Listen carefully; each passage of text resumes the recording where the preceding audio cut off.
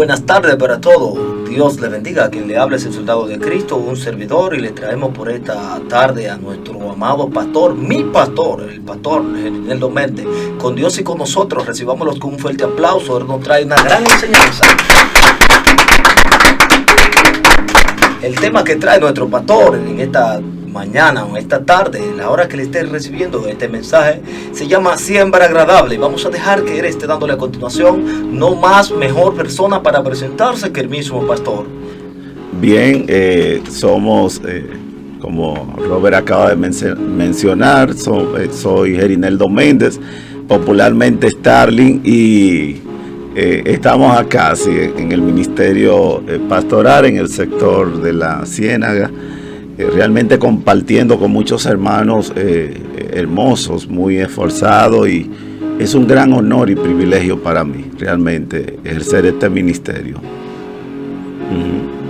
Pastor, ¿y nos puede decir cómo llega el pastorado dentro del proceso cristiano? Se sabe que hay que agostar una serie de requisitos para poder llegar al pastorado. Más nosotros que pertenecemos a un concilio, ¿me puede explicar o puede darle una pequeña explicación a la audiencia, porque ya yo lo conozco, de cómo usted llegó al pastorado?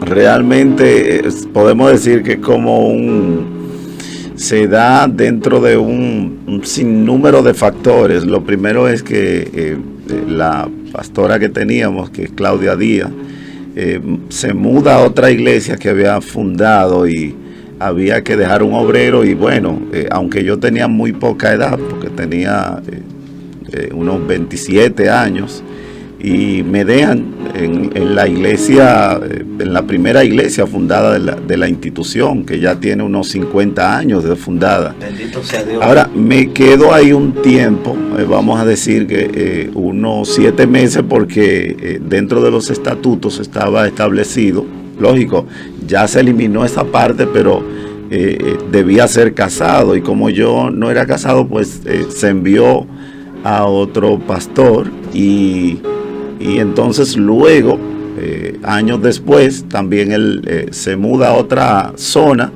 y vuelven otra vez y me delegan hasta el momento. Sí. Ok, pastor, pues vamos a dejar que usted entre con la enseñanza que trae, que no es pequeña, sino que tal vez bastante gigante, pero vamos a tratar de reducírselo a un proceso de tiempo de unos 15 o 17 minutos, y en otra ocasión lo vamos a estar invitando para que nos hable un poco acerca de su vida en el Evangelio. Entonces vamos a dejar a nuestro hermano pastor que nos inicie con la enseñanza que nos trae. Bien, para mí es un honor hablarle esta parte sobre la siembra agradable. Realmente debo decir que para esta parte he querido tomar como base bíblica Juan capítulo 12, versículo 24, donde dicen las escrituras, en nombre de Jesús, dicen así, Juan 12, 24, dicen: de cierto os digo, que si el grano de trigo no cae en la tierra y muere, queda solo, pero si muere, lleva mucho fruto. Lo primero es hacer un breve análisis. En el año 2005 se encuentra en Israel una semilla de palma dáctil. Esta palma suele dar unas semillas que son dulces.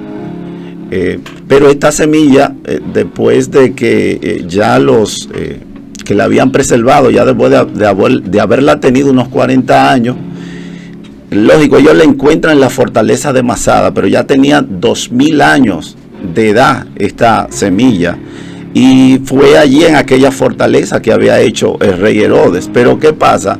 Que en el año 2005 se siembra esta semilla, y ¿saben qué? Para su información, esta semilla germinó, y hoy en día ya esta tiene hijos y nietos, es decir, pero tuvo que haber sido sembrada, porque si no se hubiese sembrado no hubiese tenido fruto, lógico. Y esto nos lleva a nosotros también a analizar algo que es bueno que nosotros tomemos en cuenta, y es que el Instituto Pew en Washington DC hizo un análisis proyectando el crecimiento del Evangelio, y ellos tomaron como base entre los años comprendido entre el 2010 al 2050, y ellos estiman que el islamismo crecerá de 1.600 feligreses a 2.760 millones, y que el cristianismo crecerá de 2.170 a 2.920 millones. Esto nos debe debe llamarnos la atención, no solo esto, sino por lo que ellos también dijeron, que ya para el 2100 es muy probable que el islamismo esté sobrepasando a lo que históricamente ha sido el cristianismo y que nunca lo había sobrepasado en membresía. Cuando habla del islamismo, está hablando del Islam. Exacto. Eso algo que debemos llevárselo llano al pueblo para que la población lo pueda entender. Exacto. Cuando habla del islamismo, estamos hablando del Islam. Sí, es una religión practicada mayormente por los musulmanes. Correcto. Esta religión pues surge de Mahoma, pero se ha distorsionado mucho. Ahora, ¿a qué se debe que se dé esta proyección? Al trabajo que ellos están haciendo. Y a qué se debe también la proyección que está menguando con relación a ello, o con un crecimiento menor. Se debe a que nosotros como creyentes no estamos sembrando la palabra de Jesucristo, que es lo que da realmente el resultado.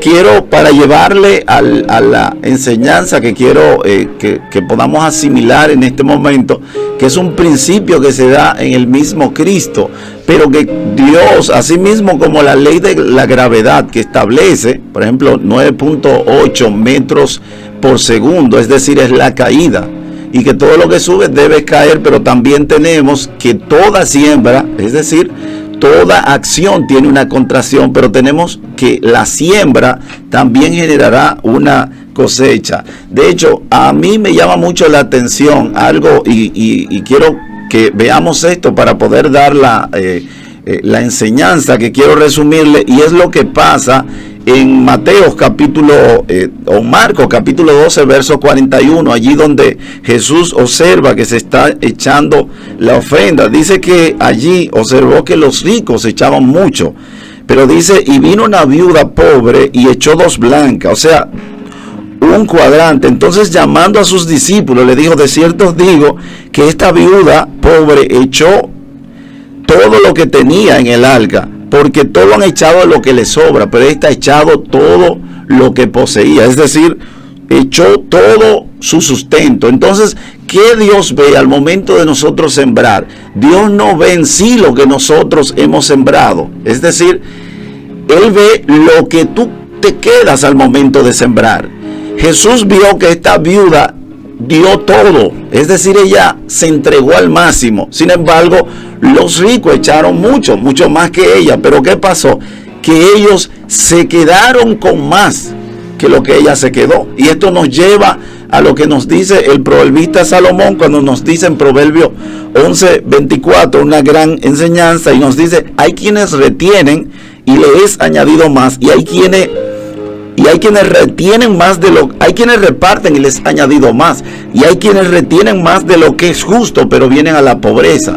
Es decir, que Dios ve en sí lo que tú retienes al momento de dar. Entonces esto puede llevar a la pobreza, y esto es maravilloso, porque en los Estados Unidos en una ocasión dice que unas jóvenes depositaron un cheque de 5 millones de pesos en base de las ofrendas. Luego se dan cuenta, el pastor se acerca a las jóvenes y le dice que qué pasó, que el cheque no tenía fondo. Las jóvenes le responden al pastor que ellas estaban practicando para que cuando en un futuro ellas tuvieran realmente hacerlo. Pero Dios no ve tu siembra, es decir, Dios no ve con lo que tú puedas dar en un futuro. Nuestra siembra debe ser ahora conforme a lo que nosotros poseemos. De hecho, lo que nosotros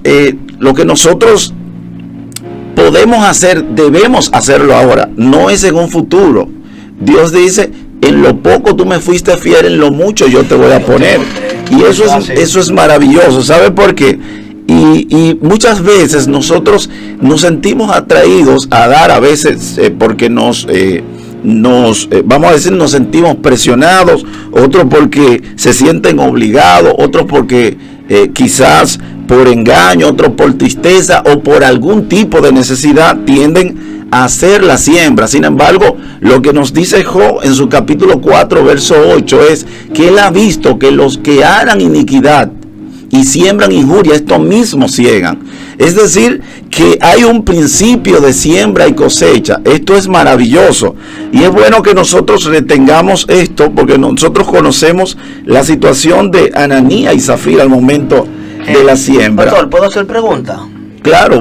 Respecto al tema que lleva, me llama un poco la atención que algunos pastores dentro de su iglesia toman algunos sobres y le ponen los nombres de cada feligres. Entonces muchos por hacer el pastor sentir bien, vienen y diezman, qué sé yo, ofrendan en esos sobres.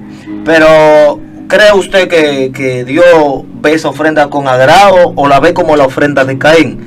O lo inverso, que usted solamente los sobres están ahí, pues van hermanos que tienen deseo de diezmar y toman el sobre y depositan allí lo que es su corazón siente. ¿Cuál usted vería en lugar de hombre con agrado? Porque estamos hablando de la siembra, ¿verdad? ¿Qué usted vería con agrado? ¿Tener un folder con el nombre de alguien? ¿O tener sobre allí, sin nombre, que la persona vaya voluntariamente, que salga a decir y lo haga? Realmente lo veo mejor sin el nombre, pero eso se debe a algo, y es a lo voluntario. Dios ve lo que se hace desde el corazón. De hecho, cuando se habla de la ofrenda de Caín y Abel, que usted acaba de mencionar, lo que hace agradable la ofrenda de Abel es que fue voluntaria. Lógico, tuvo calidad, porque dice que Dios vio con agrado a Abel y a su ofrenda. Es decir, que Dios ve la condición del ofrendante y la ofrenda. Pero lo que quiero acá es dar a entender lo siguiente, que lo que nosotros sembremos, eso vamos a ver. Es decir, si nosotros nos dedicamos a sembrar la palabra de Dios, vamos a ver muchos creyentes en un futuro. ¿Por qué? Porque Dios, de hecho, Dios dice en Isaías capítulo 55, versículo 10 y 11, Él dice allí que como la lluvia y la nieve que cae sobre la semilla y la hace germinar y da fruto, y dice que asimismo, es decir, que la savia se mueve en medio del árbol. Dice que así será mi palabra. Dice acá, así será la palabra que sale de mi boca. No volverá a mí vacía, sino que hará lo que yo quiero y será prosperada en aquello para lo que la envié. Entonces, ¿qué es lo que quiero enseñar con esto? Es decir, que la siembra va a tener sus resultados, y es en todo el sentido. En todo el sentido que nosotros hagamos la siembra, vamos a ver el resultado. Y eso es importante, porque de hecho el mismo Pablo, o bueno, popularmente el mismo Isaac hace una siembra y dice que dio al 100%. Pero esto no es lo importante, porque Pablo nos dice, por ejemplo, él le da algunos detalles de algunas iglesias que desprendidamente lo hacían por amor y él lo veía bien, pero también veía el trabajo que ellos hacían por Cristo y que esto también iba a dar un resultado en el crecimiento de la obra de Dios. Y es bueno también que nosotros acá resaltemos lo que dice Mateo 10,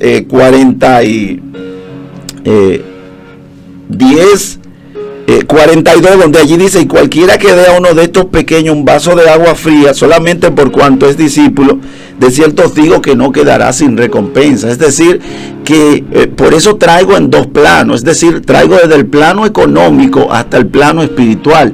Veremos una recompensa económica por la siembra que hagamos, pero también vamos a ver una recompensa de acuerdo al trabajo que nosotros hagamos en el Señor. Lógico, pero ¿cómo debe ser la siembra?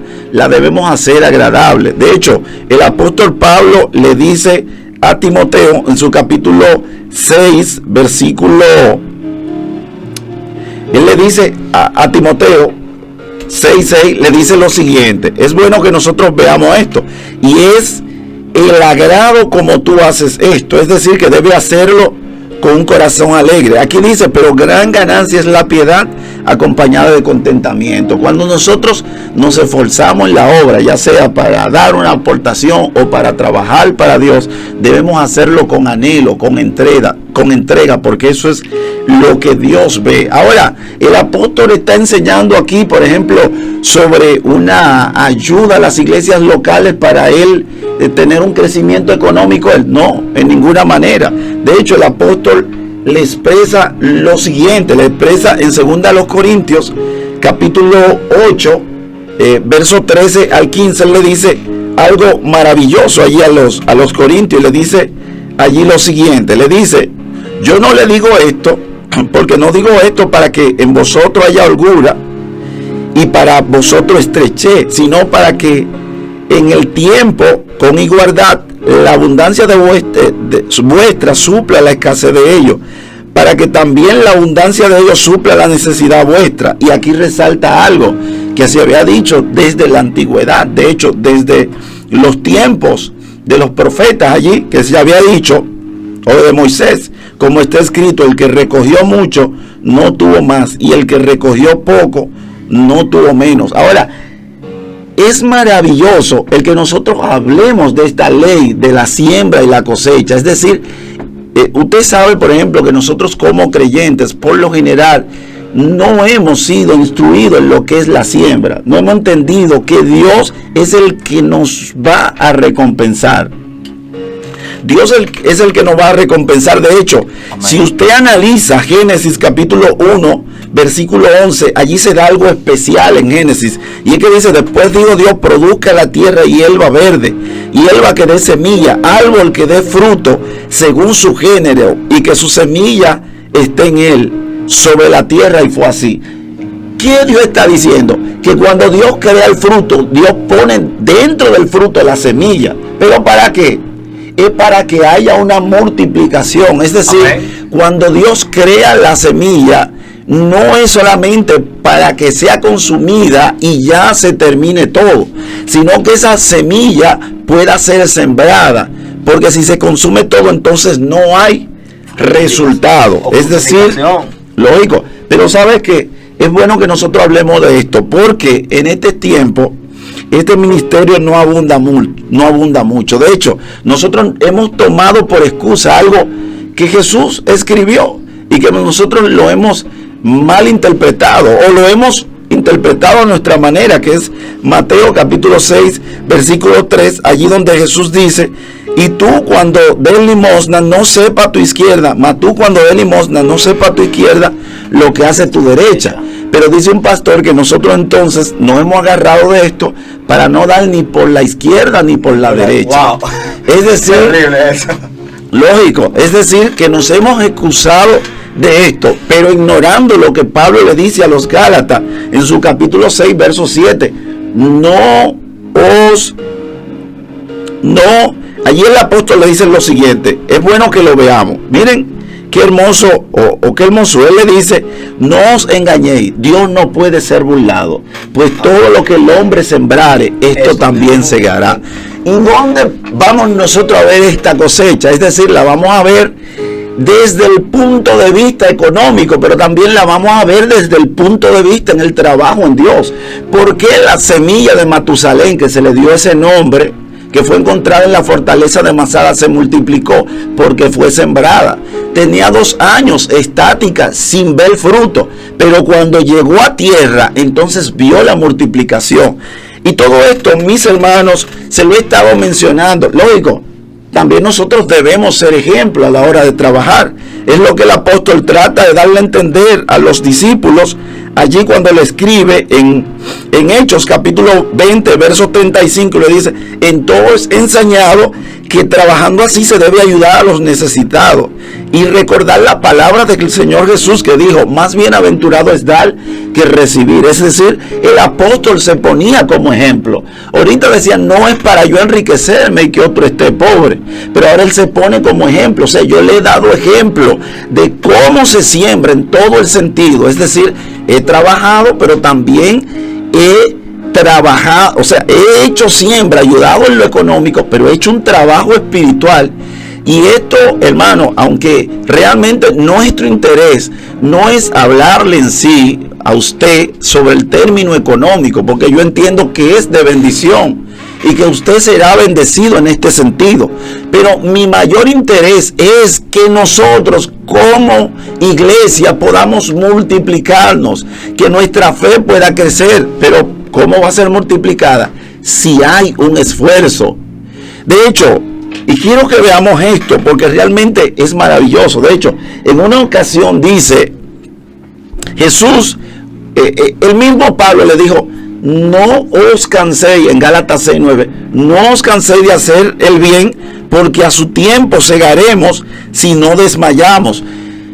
Nosotros muchas veces nos sentimos como agotados. Óyeme, ya estoy cansado, no puedo seguir. Pero lo que nos está exhortando el apóstol es que no nos cansemos de hacer el bien. Sembrar este evangelio es un privilegio. El poder sembrar este evangelio, el poder hablarle a otros, el poder ayudar a alguien para que quizás salga de la escasez.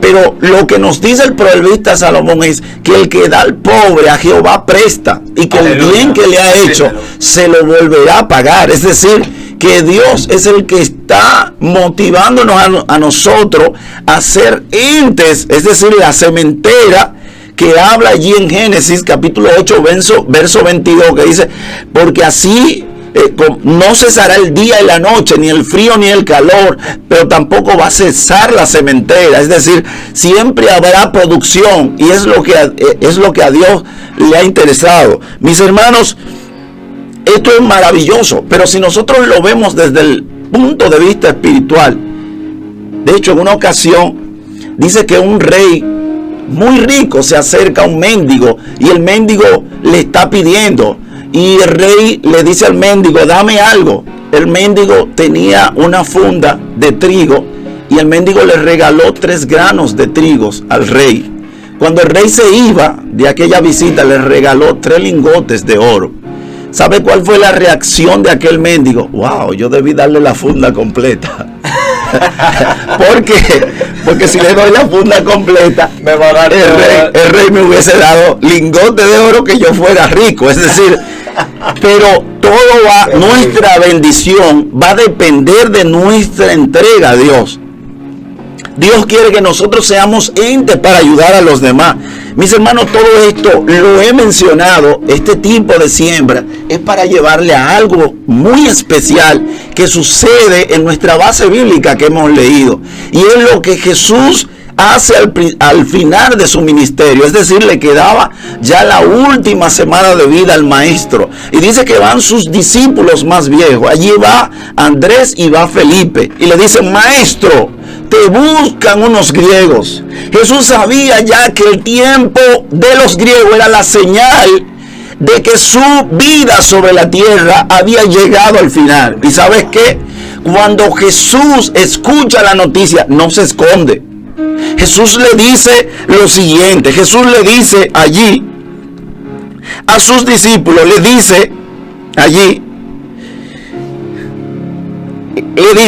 respondió diciendo: ha llegado la hora en que el Hijo del Hombre sea glorificado. Gloria a Dios. Es decir, Jesús no vio su muerte como algo que era una pérdida. Él vio su muerte como un ente de multiplicación. Es decir, como una semilla que iba a provocar, era una siembra que iba a provocar una multiplicación que llegaría a todo el entorno terrestre. Y por esto hemos titulado una siembra agradable, porque fue lo mejor que se pudo hacer sobre la humanidad.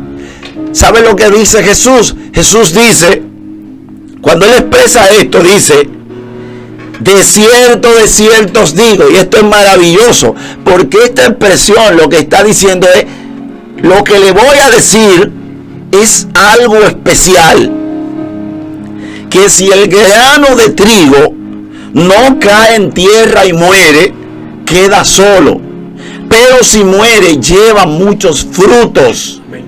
Es decir, era necesario que el Mesías entregara su vida, porque era la única forma de multiplicación. Es decir, era dar lo más precioso, todo lo que él tenía era su vida.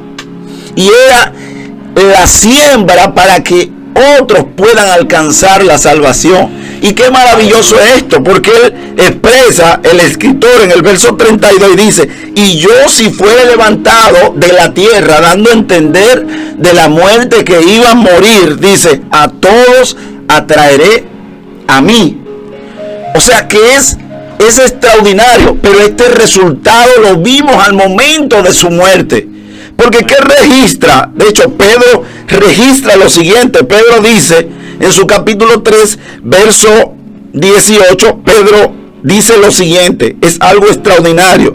Allí Pedro se expresa y dice allí Pedro: porque también Cristo padeció una sola vez, el justo por los injustos, para llevarnos a Dios, siendo a la verdad muerto en la carne. Pero dice aquí, el cual también fue y predicó a los espíritus encarcelados. Es decir, era necesario que él padeciera para que aquellos que estaban en otro entorno pudieran recibir la palabra de Dios. Y dice, los que en otro tiempo, el verso 20, cuando otra vez esperaba la paciencia de Dios en los días de Noé, mientras se preparaba el arca, en la cual pocas personas, es decir, 8 personas fueron salvas. Y allí registra que su muerte fue necesaria. Esta semilla fue el ente de multiplicación para que otros vengan a Cristo.